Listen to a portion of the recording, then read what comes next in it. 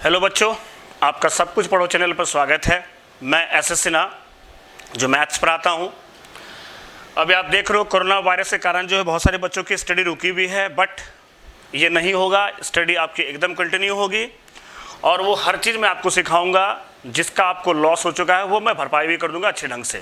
तो आप हमारे वीडियो को आराम से देखो, चीज़ों को समझो, ठीक है। तो आज हम लोग जो स्टार्ट टॉपिक करने वाले हैं ये लगभग सभी एग्जामिनेशंस में आते हैं। आप CHSL का पेपर ले लो, SSC का पेपर ले लो, आप किसी भी लेवल के एग्जाम में बैठोगे, चाहे आप JEE मेंस में बैठो, किसी भी लेवल के एग्जाम में बैठेंगे तो ये टॉपिक कवर करता है उनको। SSC में प्री मेंस का वेटेज 1 से 2 क्वेश्चन होता है। मेंस की नहीं करते, मेंस कभी पूछता भी है कभी नहीं पूछता है, बट बहुत सारे एग्जामिनेशन में इसके वेटेज अच्छी होती है। और सबसे अच्छी बात है कि ये बहुत चीज़ों को कवर करता है। ये नहीं कि सिर्फ आप उस टॉपिक को पढ़ रहे हैं, वो टॉपिक बहुत चीज़ों को आपको रिलेट करेगा। इस टॉपिक का जो नाम है जो मैं आपको पढ़ाना चाह रहा हूं वो हमारा है कोऑर्डिनेट ज्योमेट्री। कोऑर्डिनेट ज्योमेट्री, इसको हिंदी में नियामक ज्यामिति भी कहते हैं। कुछ बच्चे हिंदी मीडियम में भी होते हैं तो इनको हम लोग नियामक ज्यामिति भी कहते हैं। नियामक ज्यामिति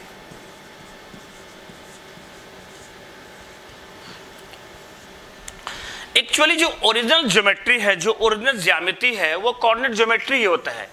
इसके थ्रू हम किसी भी चीज को मेजर कर सकते हैं। अगर आपके पास एक क्वाड्रिलेटरल है, क्वाड्रिलेटरल में 4 वर्टेक्स होते हैं, तो हम पता कर लेते हैं कि वो 4 बिंदु जब हमारे पास होते हैं तभी पता कर लेते हैं कि उसके प्रत्येक साइड का लेंथ क्या होगा।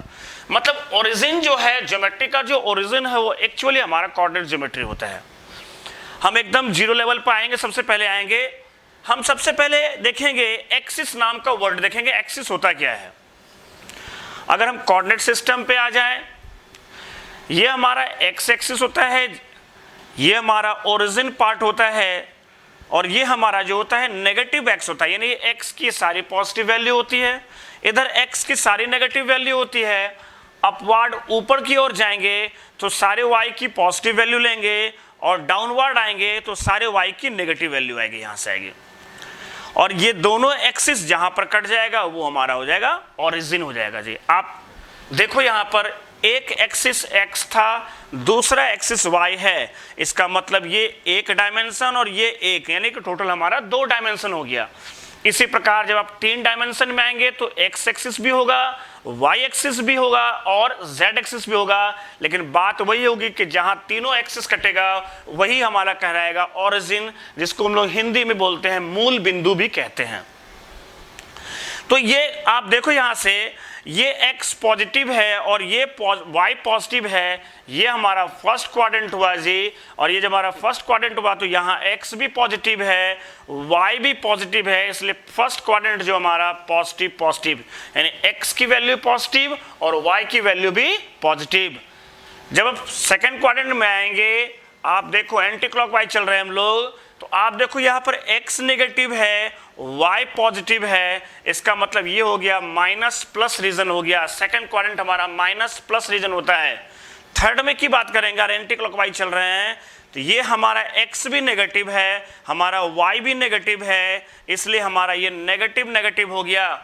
फोर्थ क्वाड्रेंट में आए तो आप देखो x पॉजिटिव है, y नेगेटिव है, तो ये पॉजिटिव नेगेटिव है। ये जो आप पॉजिटिव पॉजिटिव बोले इसका मतलब एक हो गया, x की वैल्यू एक हो गई, y की वैल्यू।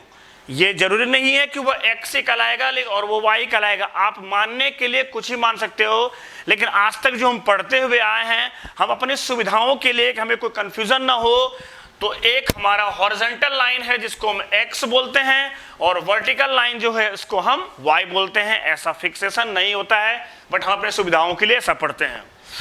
अब आप ये बहुत छोटी मोटी बात है, ये जो आपने देखा first quadrant plus plus, x भी प्लस वाई भी plus, second quadrant x minus y plus, third quadrant दोनों ही नेगेटिव, फोर्थ क्वाड्रेंट प्लस और माइनस।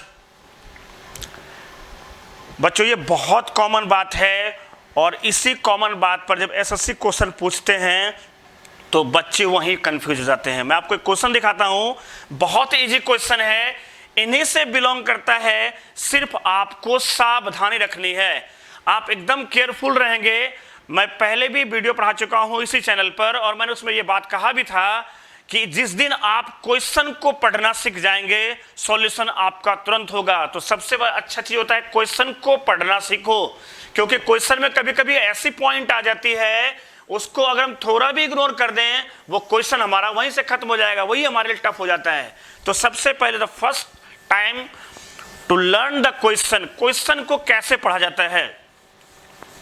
आपको मैं क्वेश्चन दिखाता हूं, देखो क्वेश्चन है if a less than 0 b less than 0 then -a -b lies in which quadrant? In which quadrant? a less than 0 b less than 0 then -a -b lies in which quadrant? ये किस quadrant में लाई करेगा।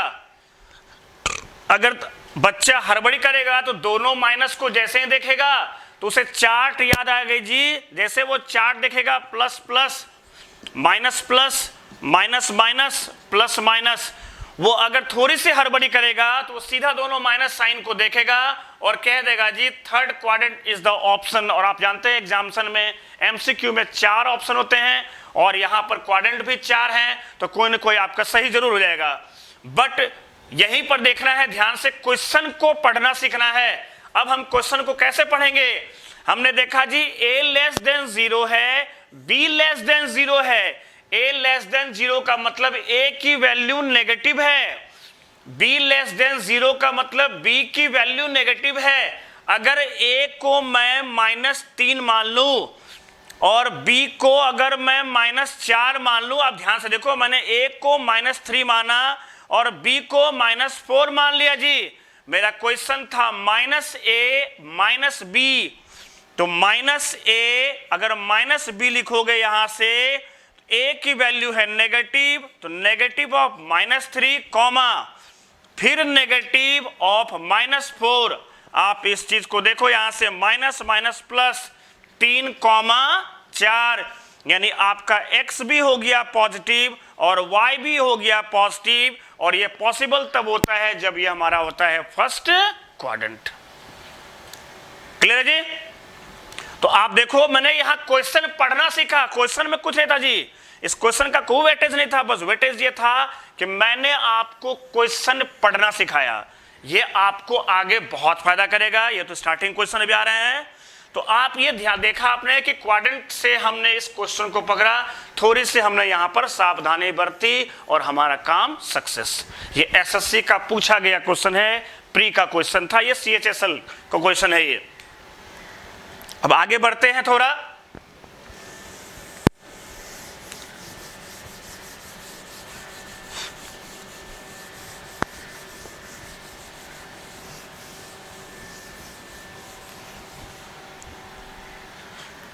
जब आप coordinate geometry पढ़ते हैं तो आपको पढ़ना है लोकेशन ऑफ पॉइंट्स।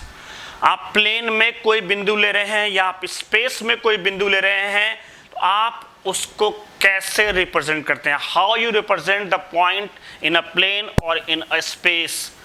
तो आप देखें ध्यान से जे, मैंने कोऑर्डिनेट सिस्टम लिया यहां से, मैंने फर्स्ट क्वाड्रेंट को चूज किया जी। फर्स्ट क्वाड्रेंट को चूज किया मतलब x भी पॉजिटिव और y भी पॉजिटिव। ये अगर मैंने ये x, y लिया, अगर इसको यहां से मिला दिया जाए तो ये हमारा बनेगा y, ये हमारा बनेगा x, ये हमारा है जी ओरिजिन, मूल बिंदु जिसको कहते हैं ओरिजिन। आप जब ये x y कोऑर्डिनेट लेते हैं तो x पर y परपेंडिकुलर और y पर x परपेंडिकुलर, इस प्रकार से बनता है। अब देखो ये रेक्टेंगल टाइप का सिस्टम हो गया, इसको इसलिए बोलते हैं रेक्टिलिनियर बोलते हैं इसे, इसका दूसरा नाम होता है रेक्टिलिनियर कोऑर्डिनेट बोलते हैं उसे। कभी कभी आप फिजिक्स जब पढ़ोगे, जब आईआईटी वगैरह में बैठोगे तो क्वेश्चन में वो रेक्टेंगल लिख के कभी नहीं आएगा, लिखेगा द रेक्टेंगुलर मोशन बोलेगा, तो आपको समझ आना है उसने रेक्टेंगल का फॉर्मेशन किया है। यानी कि आप इस प्लेन में 2 डायमेंशन में x और y बिंदु लिए, तो x पर y परपेंडिकुलर और y पर x परपेंडिकुलर, ये इसके पैरेलल, ये भी x हो गया, ये इसके पैरेलल इसलिए y हो गया। इसका मतलब अगर आप x y कोऑर्डिनेट लेंगे तो ये आपका हो गया x और ये आपका हो गया y। सिमिलरली जब सेकंड क्वाड्रेंट में आएंगे तो x negative y positive, third में आएंगे x negative y negative, fourth में आएंगे x पॉजिटिव y नेगेटिव। इस प्रकार से हम लोग आते हैं। अब देखो जी, आपका एक बिंदु तो यहां ये हो गया और एक बिंदु यहां पर दिया, आप चाहो तो इसके बीच का डिस्टेंस निकाल सकते हो। जब आप डिस्टेंस निकालोगे, आप ऐसे लूजली देखो तो ये राइट एंगल ट्रायंगल का फॉर्मेशन किया जी, ये हमारा आर हो गया यहां से।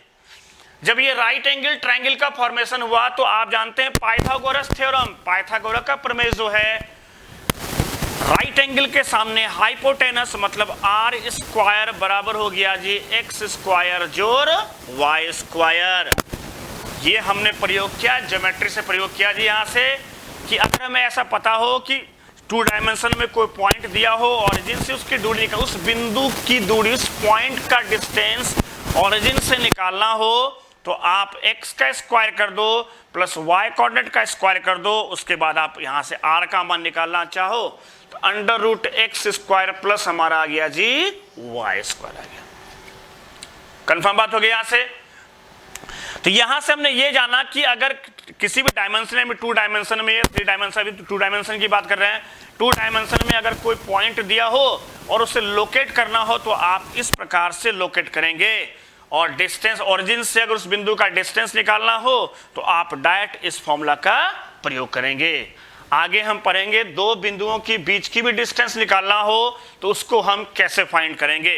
तो आगे बढ़ते हैं, लेकिन उसके बढ़ने से पहले कुछ बातें आपको जानना पड़ेगा। ये बातें सभी के लिए है, चाहे वो एसएससी वाले हों, चाहे वो जेईई मेंस वाले हो, चाहे वो एयरफोर्स वाले हो, चाहे वो एनडीए वाले हो, चाहे वो 12वीं के बच्चे हों, 11वीं के बच्चे हों, किसी क्लास के बच्चे हों, उनको ये जानना बहुत जरूरी है। छोटी सी बात है, त्रिकोणमिति लगभग सबको आता है, ट्रिग्नोमेट्री सभी को जानते हैं, तो थोड़ा सा पढ़ना चाहिए, सीखना चाहिए। जिनका जैसा उपयोग होगा वो उस प्रकार से उस चीज का उपयोग करेंगे। कोऑर्डिनेट जो है वो 2 तरह का होता है। अगर कोऑर्डिनेट को कहें 2 तरह का है, एक होता है कार्टेशियन कोऑर्डिनेट, कार्टेशियन कोऑर्डिनेट, दूसरा होता है पोलर कोऑर्डिनेट, पोलर कोऑर्डिनेट। इस कंसेप्ट पर खास करके जो एयरफोर्स के बच्चे होंगे, एनडीए वाले बच्चे होंगे, जेईई मेंस वाले बच्चे होंगे, विशेष ध्यान देंगे। एसएससी वाले बच्चे सिर्फ इस चीज को समझेंगे क्योंकि ज्योमेट्री आपका अच्छा होता है, तो मैं कुछ विशेष बातें नहीं बताऊंगा इसमें, बस जो चीज हमें यूजफुल है वो हमें समझना है। कार्टेशियन का मतलब होता है, हिंदी में होता है कार्तीय। कार्टेशियन का मतलब अगर कोऑर्डिनेट न्यूमेरिकल वैल्यू के रूप में दिया हो, सिर्फ न्यूमेरिकल से 3 4 -3 2, यानी numerical value, only numerical value.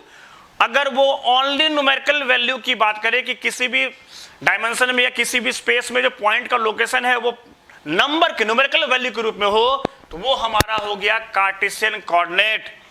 जैसे 3, 4, 6, -2, ये सारे रिप्रेजेंट करते हैं कार्टेशियन कोऑर्डिनेट को।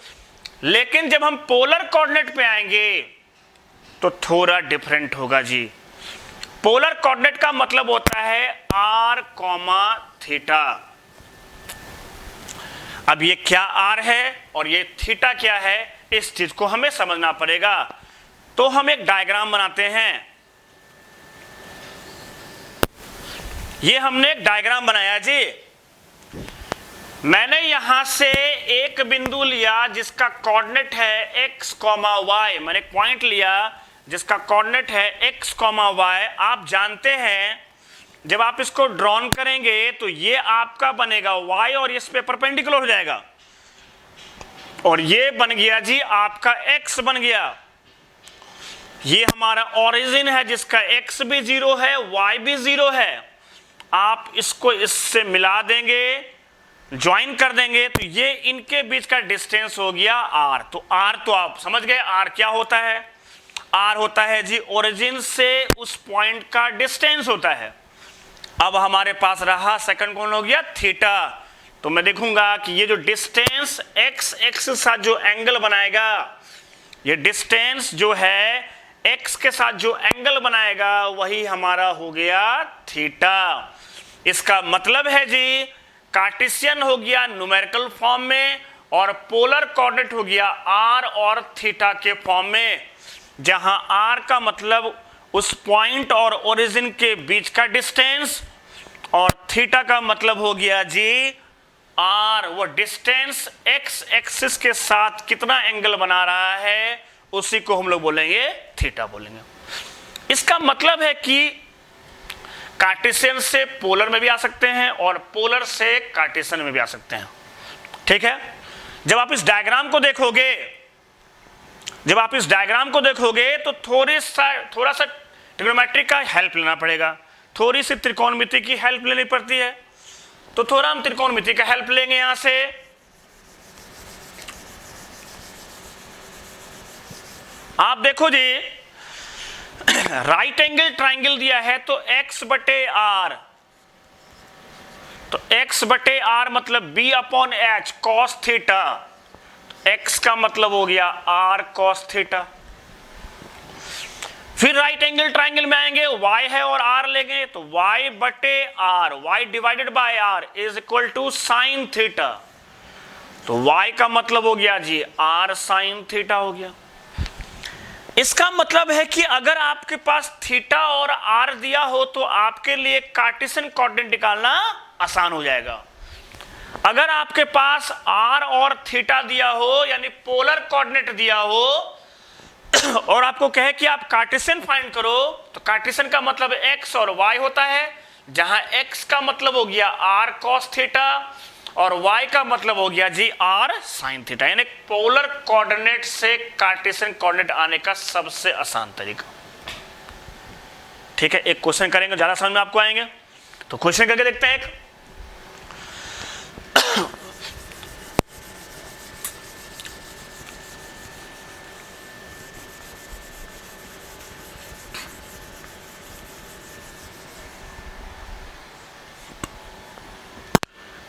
Convert √2 pi/4 into Cartesian form।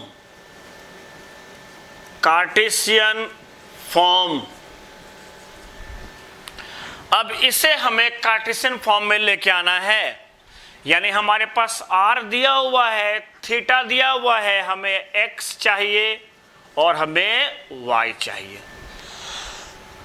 तो आपको पता है कि x का मतलब होता है r cos थीटा और y का मतलब होता है r sin थीटा। तो अगर यहां से x निकालेंगे तो r cos थीटा, r का मतलब हो गया √2 cos थीटा, थीटा की जगह पे π/4 है, cos 45 डिग्री, तो ये हो गया √2 इंटू 1/√2, ये और ये कैंसिल हो गया, तो x की वैल्यू आ गई 1 आ गया। अब हमें x हमने फाइंड कर लिया, हमें y फाइंड करना था जी। y फाइंड करेंगे तो y का मतलब होता है जी r साइन थीटा, तो y इक्वल टू r दिया हुआ है, आपको √2 दिया है और थीटा का मान π/4 है, साइन 45 डिग्री, साइन π/4 मतलब √2 इंटू 1/√2 कैंसिल हो गया, 1 आ गया। तो आप देखो, जब हमारे पास पोलर कोऑर्डिनेट दिया हुआ था और हमें कार्टेशियन फाइंड करना था, यानी x और y फाइंड करना था, x का तरीका ये था, y का तरीका ये था। आप देखो x की वैल्यू भी 1 आ गई, y की वैल्यू 1 आ गई, तो हमारा कार्टेशियन कोऑर्डिनेट हो गया 1, यानी x, y इक्वल टू आ गया 1,1, यानी पोलर कोऑर्डिनेट से कार्टेशियन कोऑर्डिनेट आने में देखो कितना आसान तरीका था। अब हम देखेंगे कि हमारे पास कार्टेशियन दिया होगा और हमें पोलर में कन्वर्ट करना हो तो हम कैसे करेंगे, तो उसका भी डायग्राम देखते हैं। वो भी बहुत इजी है, वो तो और भी इजी है।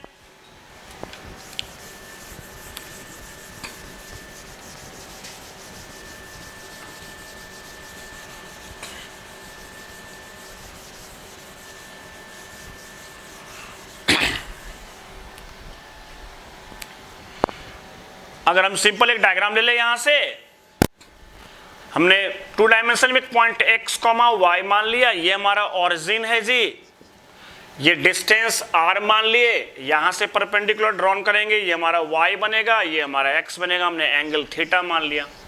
अब हमारे पास x और y दोनों दिया रहेगा और हमें कहेगा जी आप पोलर में कन्वर्ट करो।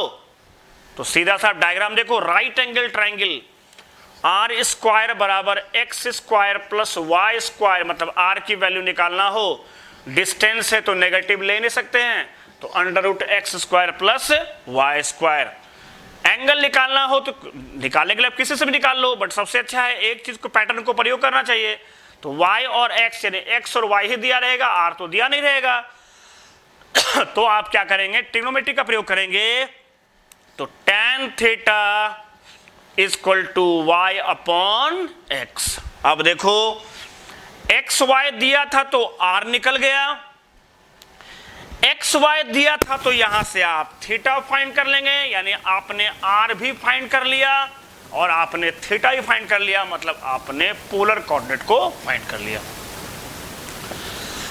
यानी कि कार्टेशियन से पोलर आना हो तो आपको आर की आवश्यकता पड़ेगी और थीटा की आवश्यकता पड़ेगी। आर का फॉर्मूला आपका ये बनेगा, ओरिजिन से डिस्टेंस, और थीटा निकालना हो तो tan थीटा बराबर y अपॉन x।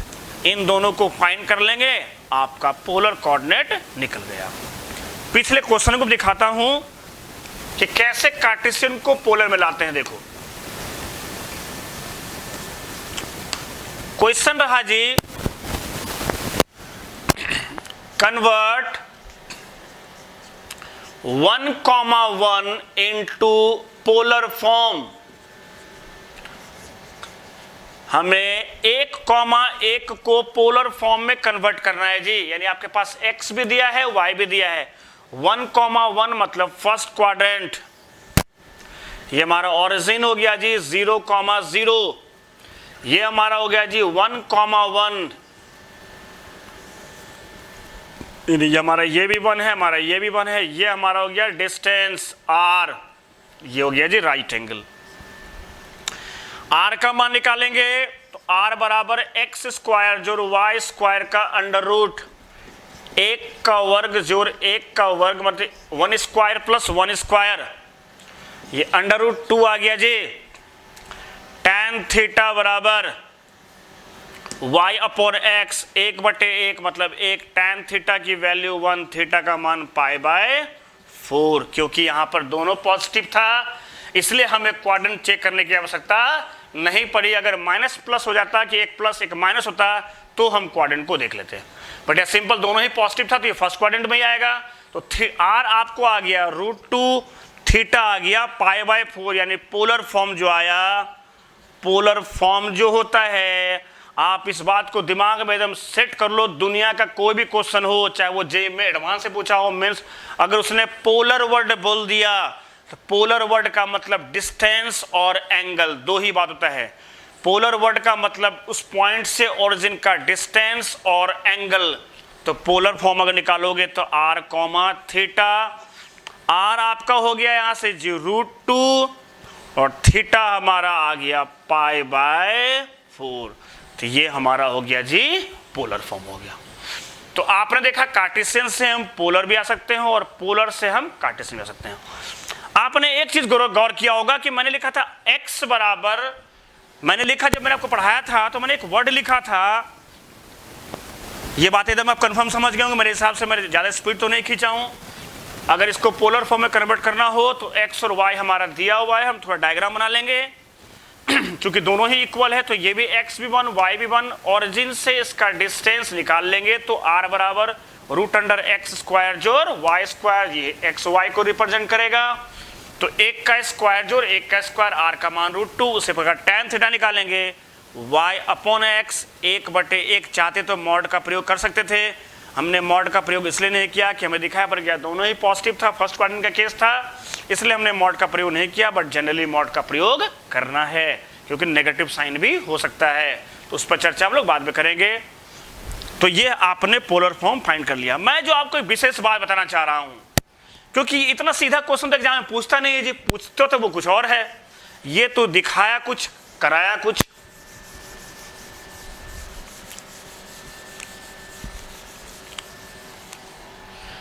आपको डायग्राम मैंने एक बहुत अच्छा चीज बताया था अभी, उसको आप हमेशा याद रखेंगे, बहुत सारे एग्जामिनेशन में बहुत प्रयोग होता है इनका।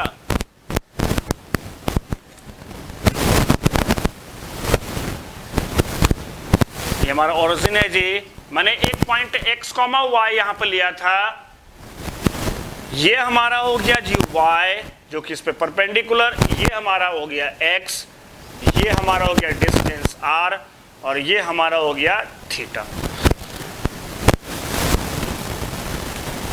मैंने लिखा था x बटे r b/h cos थीटा, तो यहां से x का मतलब r cos theta, y/r p/h sin theta, तो y का मतलब r sin थीटा।